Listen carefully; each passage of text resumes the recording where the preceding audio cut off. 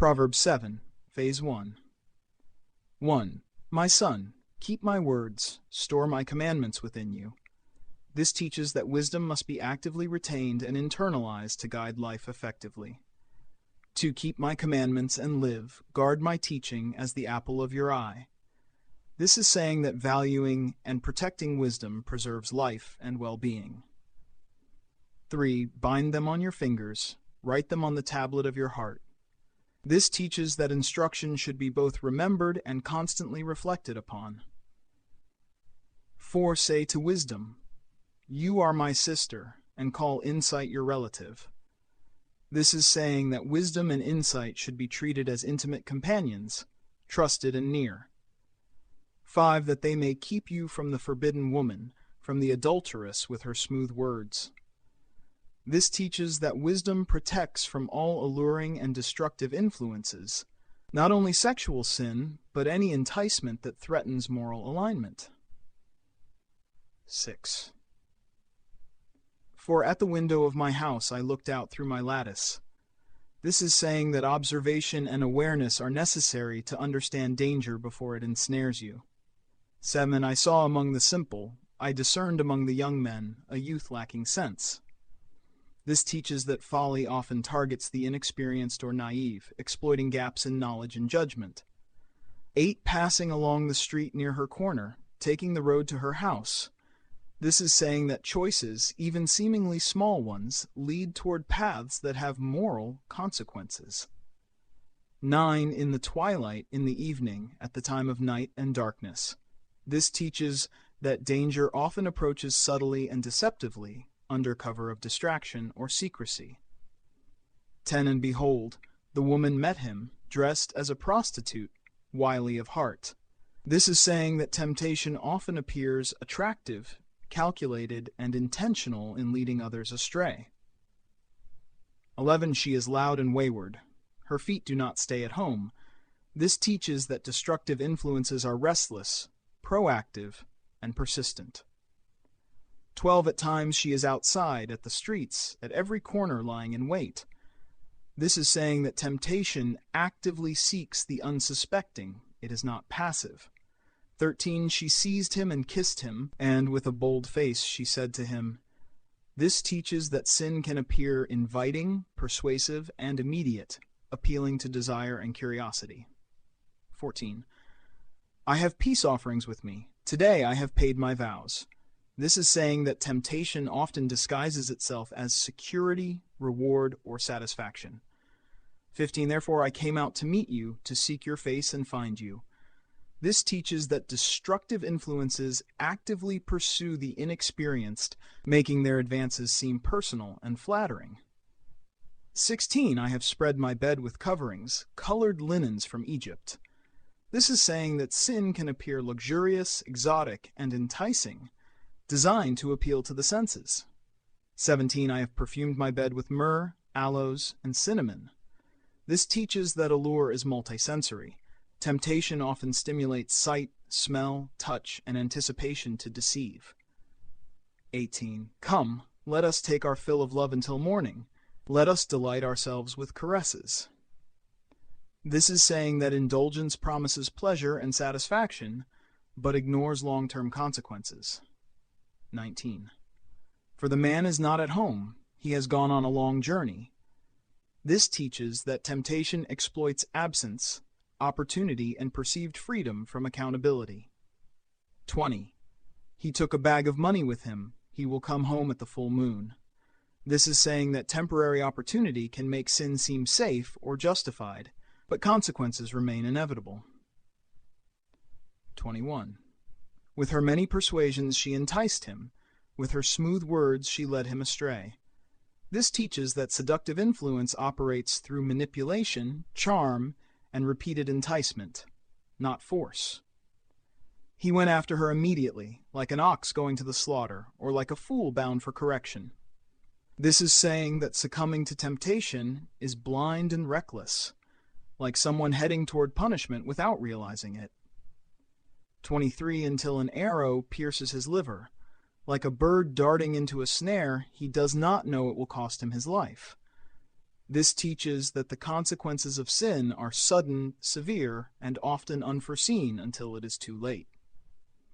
24. Now then, my sons, listen to me and attend to the words of my mouth. This teaches that vigilance and attentiveness to instruction are essential to avoid falling into temptation. 25. Do not let your heart turn aside to her ways. Do not wander into her paths.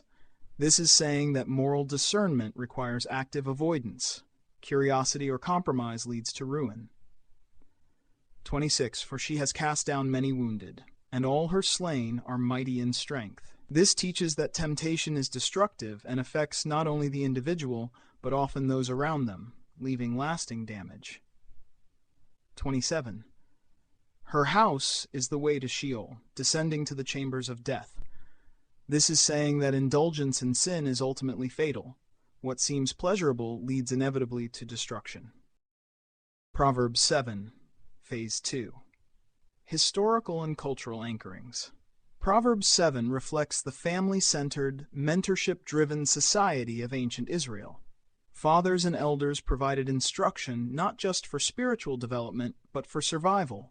Moral failure could destroy families, inheritances, and community cohesion.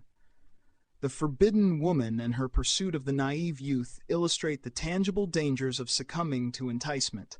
Streets, corners, windows, and the timing of evening and night were relatable references for daily life, emphasizing that moral hazards often appear where vigilance is reduced. The chapter's imagery would resonate as a real-world warning against being seduced into dishonor, financial loss, and personal ruin. Modern application. Today, Proverbs 7 extends far beyond sexual temptation. The forbidden woman serves as a metaphor for any destructive allure promising immediate satisfaction or gain.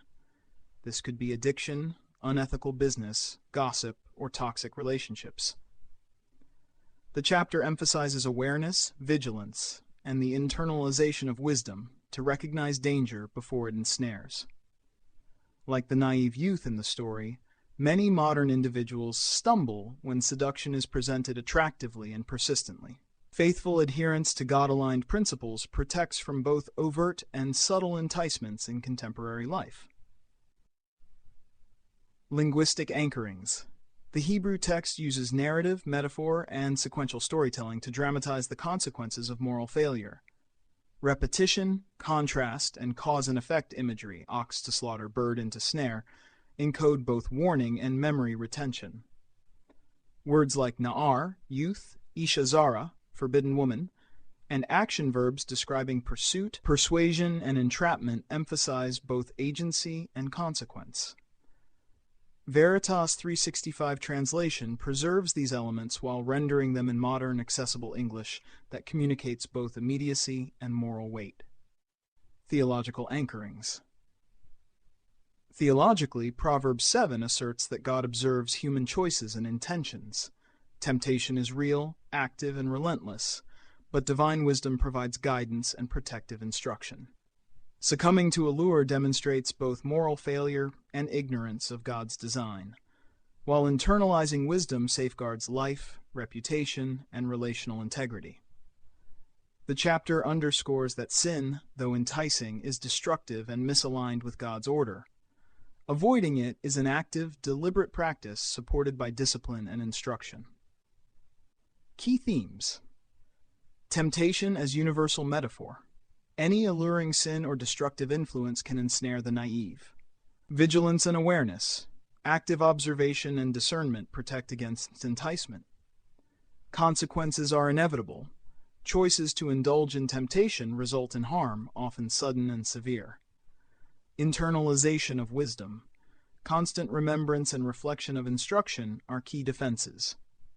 Seduction is strategic and persistent. Temptation seeks the unaware and exploits absence, distraction, and desire. Closing thought. Proverbs 7 teaches that seduction, whether literal or metaphorical, is persistent and strategic. Life requires vigilance, moral awareness, and internalized wisdom to navigate safely. The chapter challenges readers to recognize both the allure and the cost of temptation, and to rely on God's instruction as a guiding and protective framework. Reflection prompts. What forbidden women or enticements are present in your life, metaphorically or literally? How are you actively internalizing wisdom to recognize danger before it ensnares you? Where might distraction, absence of accountability, or naivety make you vulnerable? How can deliberate vigilance, reflection, and alignment with God protect your moral and relational well-being?